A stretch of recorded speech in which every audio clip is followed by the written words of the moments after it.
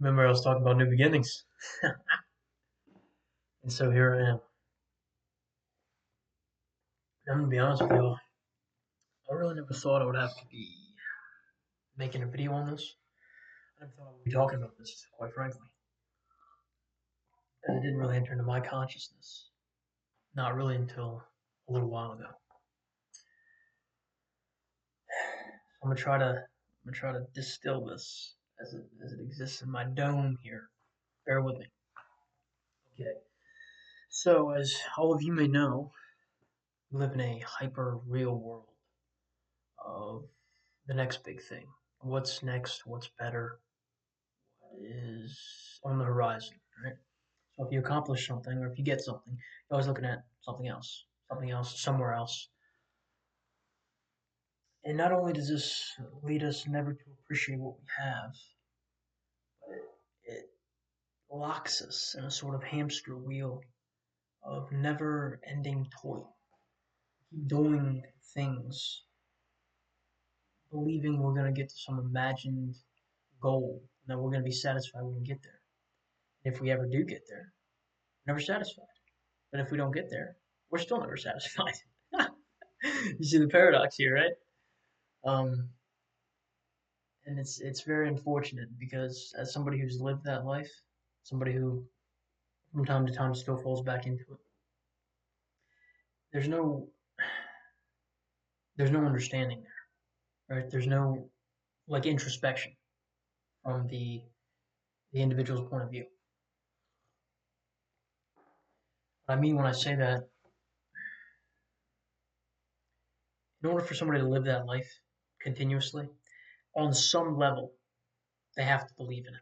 On some level, even if it's the tiniest level, subconsciously they believe in it. They have to because they're continuing to perpetuate that behavior. The thing is, you're never going to be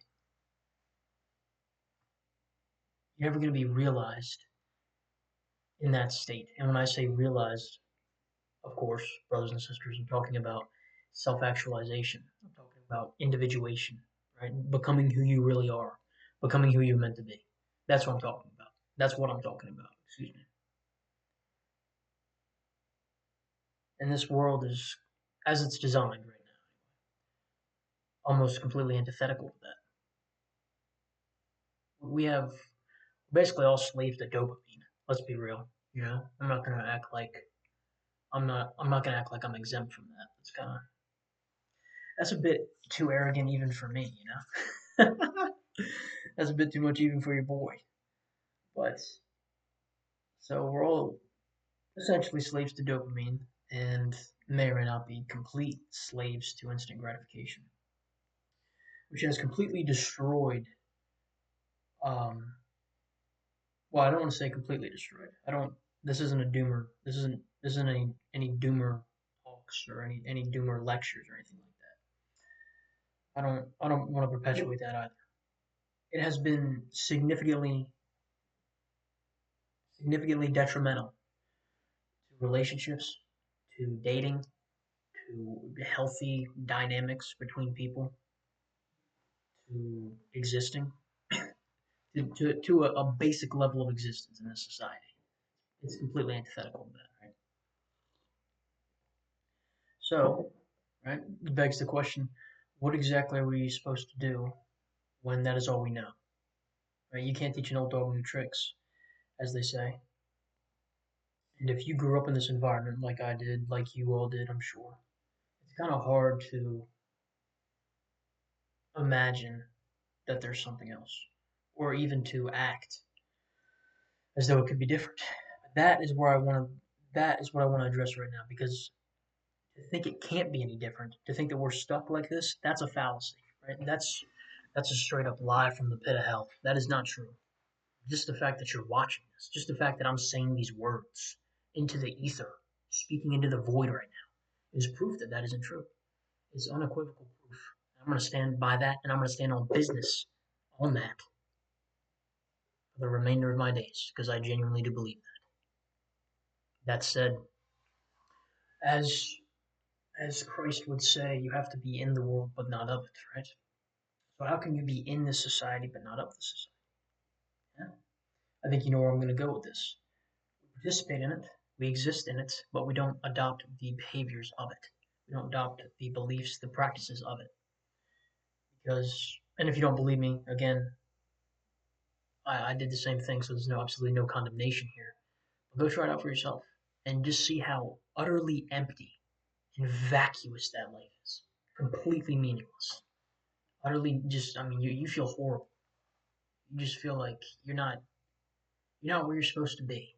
You're not doing what you're supposed to do. You're kind of just stuck. I felt very lethargic. I felt kind of slow. Like my inner being, man, my soul felt slow. I can imagine how that sounds, but I mean that's real talk right now. I felt genuinely just tired all the time for no real reason. And it was because I wasn't listening to who I was supposed to be listening to. I wasn't doing the things that I was meant to do. The things that I'm meant to do aren't exactly fun, right? The thing when you're on purpose, when you're doing the things that you have to do, it's not going to be like you're partying or like you're having a good time all the time. That's not how that works. But you feel actually fulfilled though. You feel like there's a substantive level of existence that you've now reached. There's something inside of you that is whole almost because you're taking that step because you're walking down that road. And you know, I don't want to lie to you all. Obviously, I've been real this entire time. I try to be, and for better or for worse, I'm sure you know this by now. But you know, there's going to be moments, maybe even periods, where you're very lonely when you do that. Extremely lonely. You're just like, man, like I feel like I'm the only human being alive. And you don't say that out of some sort of egotistical stance, but like from your own perspective, you kind of just feel like you're on the outside looking in, or that it's always going to be like this, right? But again, that's a limiting belief anyway, right? There's no proof that it's always going to be like this, but it's a transitory period. It's a transition period, right? It's a period of growth. Growth is often uncomfortable. Um, I don't think the self improvement people are probably going to tell you that. A lot of people won't tell you that, for better or for worse. I'm not saying that those people have ill intent toward you. I'm just saying they're not going to tell you that, and that's true in my experience, and I've seen that in other people's experience. They're just not going to tell you. It's very uncomfortable, and oftentimes it's very painful to actually go through that period of um, isolation and reflection. You really got to look like, because as they say, there's nobody coming to save you. Right? There's nobody coming to save me. There's nobody coming to save us. There's nobody coming to save you. Right? But I want to finish that sentence so you guys don't entirely get sucked into the void, so to speak. There is nobody coming to save us, but right, God has already saved us, and that's a fact. Okay, so nobody needs to come and save us. That isn't a requirement. That isn't even a question. That was never on the table anyway. So it's all good, right? Still 100, all good, still worked out in the end.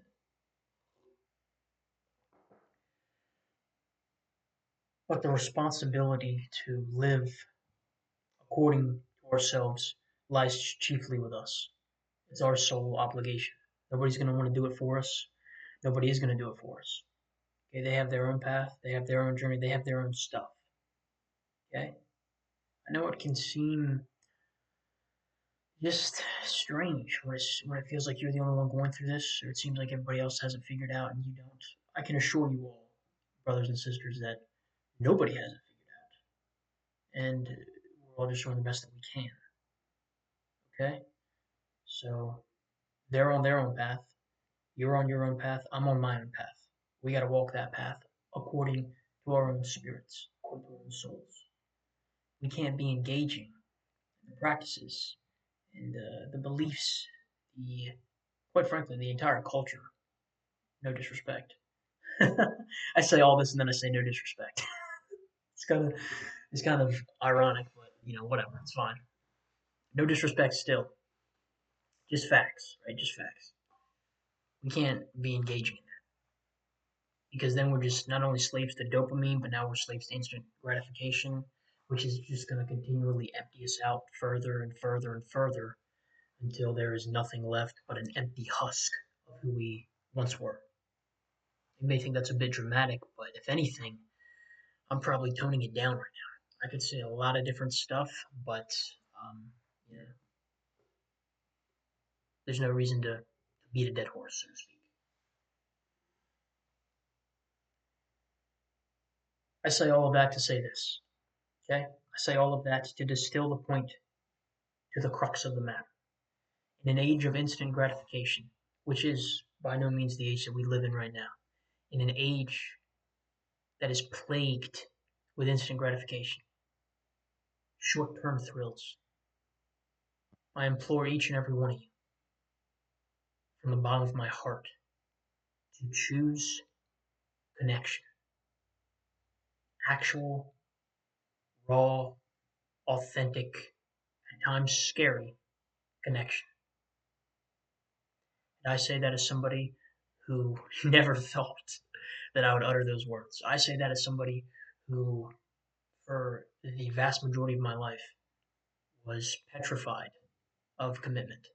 And when in doubt, I just ran, literally and figuratively, away because I didn't know what that looked like. And I was afraid that I wouldn't be able to do it. I mean, at the end of the day, that's really what it boiled down to. We got to be honest with ourselves as much as we have to be honest about the assessment of the society. Can't pull any punches. But the fact that I said those words just now,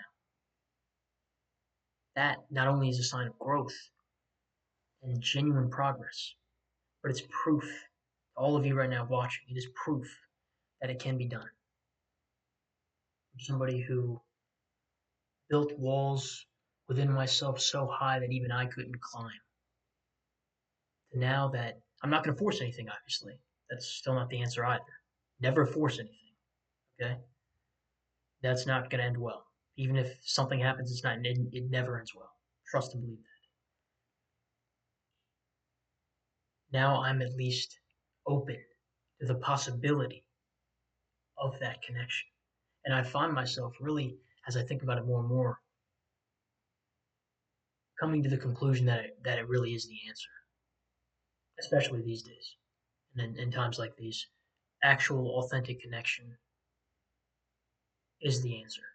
And I believe that it will not only strengthen who we are individually, but it will bring us together with the people that we are meant to be together with collectively.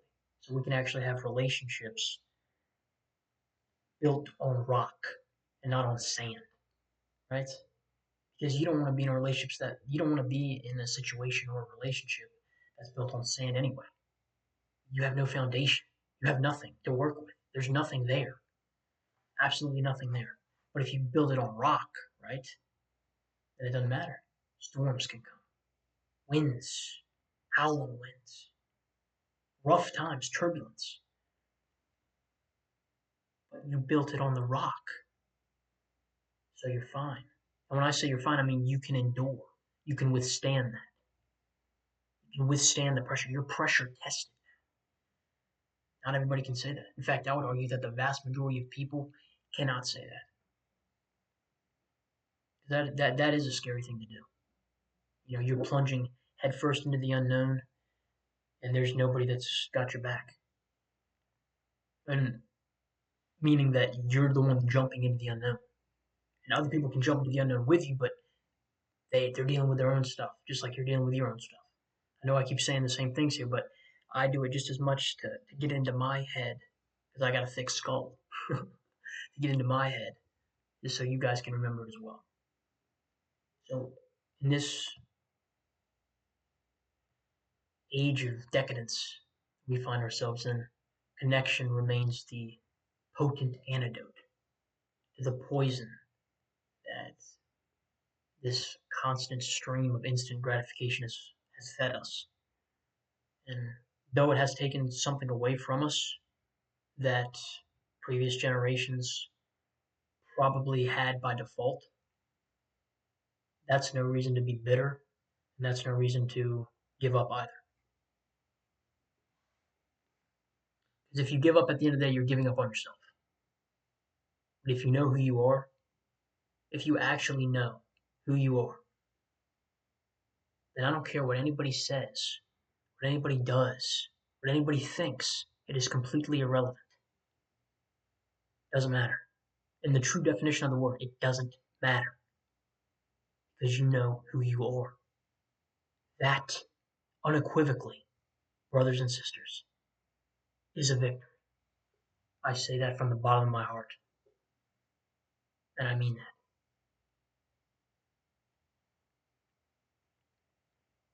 Glad I came on here and talked with y'all, as always. I appreciate your support, and I appreciate your thoughts as well, so feel free to drop them down below, excuse me. I know it's hard, and it takes a different kind of vulnerability that I think I'm only now just understanding. So I don't want to speak to that just yet. I don't want to do anybody a disservice here. I can only talk about my experience. But connection in an age that is so plagued by superficiality and just plastic, everything plastic, fake. Connection is the answer to that. Actual connection. And that will be as strong as it is scarce. As strong as it is scarce. Remember that. God bless each and every one of you. Thank you all for watching. And as always, of course, I had to say it, brothers and sisters, remember always and never forget who it is that you are. And you never have to compromise on that fact. Thank you. God bless.